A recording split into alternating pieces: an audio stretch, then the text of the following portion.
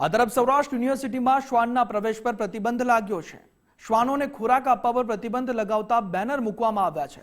Supreme કોર્ટના ચુકાદાને ટાંકીને આ બેનર લગાવવામાં આવ્યા છે।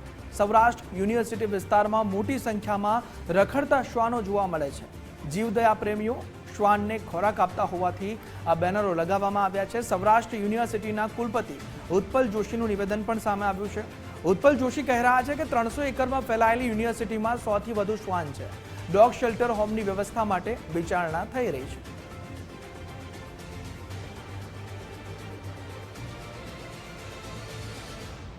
બધા જાણે છે એમ સૌરાષ્ટ્ર યુનિવર્સિટીનું લગભગ 300 એકરથી વધુ જમીનની અંદર વિસ્તરાયેલું છે અને ઘણા વર્ષોથી શ્વાન અહીંયા 100થી વધારે શ્વાન છે અહીંયા વસવાટ કરે છે। આ વિસ્તારમાં કૂતરા કરડવાના શ્વાન બાઇટના જે બધા કિસ્સાઓ વધતા જતા હતા એને કારણે થઈને ઘણી બધી સમસ્યાઓ થતી હતી। ઘટનાઓ શ્વાન બાઇટની ને એવી બધી આવી છે એને કારણે થઈને પછી આ આપણે એક નિર્ણય એવો કર્યો છે કે ભાઈ મર્યાદિત સમય માટે જ માત્ર અહીંયા ફીડિંગની કાર્યવાહી કરવી।